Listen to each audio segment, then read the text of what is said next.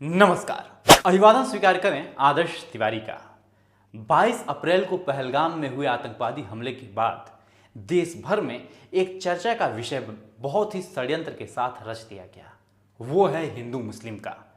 देश भर में सोशल मीडिया पे एक अलग प्रकार का वातावरण तैयार हो गया है, जो कि वाकई में बेहद चिंताजनक है। हालांकि आतंकवाद का कोई मजहब नहीं होता, ये सत्य है, लेकिन हमें इस सच को भी स्वीकार करना होगा कि वहां धर्म पूछ के ही मौत के घाट उतारा गया। आतंकवादियों ने वहां घूम रहे 28 पर्यटकों को गोलियों से भून दिया। अनेक लोग घायल हो गए। 3 आतंकवादियों ने गोली मारने से पहले लोगों का धर्म पूछा, परिचय पत्र देखे और फिर उन्हें गोलियों से भून दिया। एक व्यक्ति को संयोगवश कलमा याद था तो उसने सुना दिया, इसलिए उसकी जान बच गई।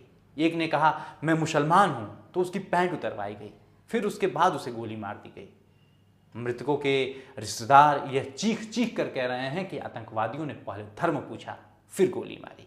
लेकिन तथाकथित प्रगतिशील किस्म के राष्ट्र विरोधी लोग सोशल मीडिया के माध्यम से दूसरी बात कहने की कोशिश कर रहे हैं कि आतंकवादियों ने धर्म नहीं पूछा। हमले में एक मुसलमान भी मारा गया है, जबकि सच यह है कि मुसलमान को आतंकियों ने मारा नहीं, वह अनजाने में उनकी गोलियों का शिकार हो गया। जानबूझकर मारने और अनजाने में जान लिए जाने में फर्क समझना होगा। वह घोड़ा चलाने वाला मुस्लिम व्यक्ति था जो आतंकवादी की गोली का शिकार बन गया। यह बहुत संतोष की बात है कि आतंकवादियों के इस शर्मनाक अमानवीय कृत्य के विरोध में पूरे देश भर में और विशेष तौर पे कश्मीर में सकारात्मक प्रतिक्रिया दिखाई दी और जम्मू और कश्मीर एक दिन के लिए बंद भी रहा।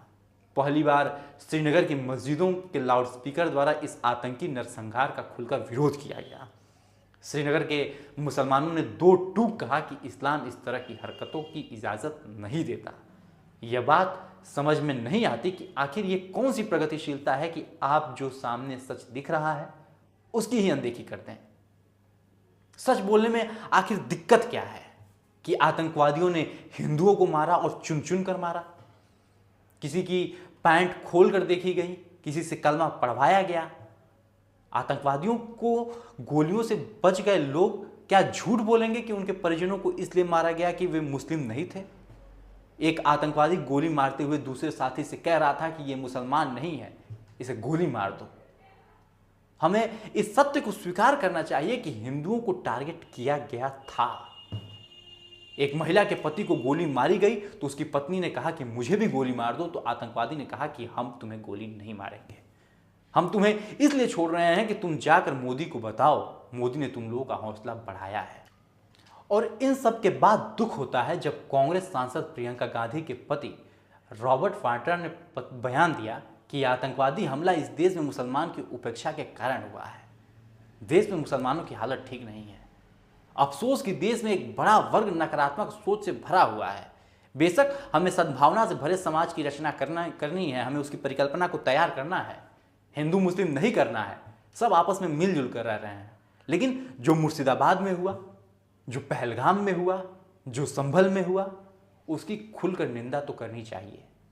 इस देश में अनेक राष्ट्रवादी मुसलमान हैं जिन पर हमें गर्व है, लेकिन कुछ मुट्ठी भर ऐसे भी हैं जो आज भी पाकिस्तान परस्त हैं।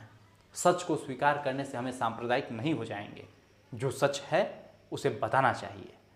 दुर्भाग्य की बात है कि ऐसी विषम परिस्थितियों में भी एक वर्ग के लोग एक बड़े सत्य की अनदेखी करने लग जाते हैं और अनजाने में ही वे सब आतंकवाद या पाकिस्तान के पक्ष में खड़े दिखाई देने लगते हैं।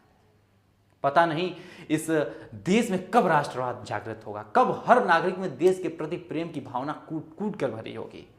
समझ नहीं आता कि सच की अनदेखी का यह घिनौना खेल आखिर कब तक चलेगा। सब प्रतीक्षा कर रहे हैं कि भारत एक बार फिर एयर स्ट्राइक करके आतंकवादियों को नष्ट करे। राष्ट्रकवि दिनकर की एक मशहूर कविता समर है, उसकी अंतिम पंक्तियां हैं कि समर शेष है नहीं पाप का भागी केवल व्याध, जो तटस्थ है समय लिखेगा उनके भी अपराध। यह समय तटस्थ होने का नहीं है, पक्ष या विपक्ष नहीं देखने का है। हर किसी को इस मामले की घोर निंदा करनी है और सरकार को बाध्य करना है कि वह जल्द से जल्द आतंकवादियों का नाश करे। धन्यवाद।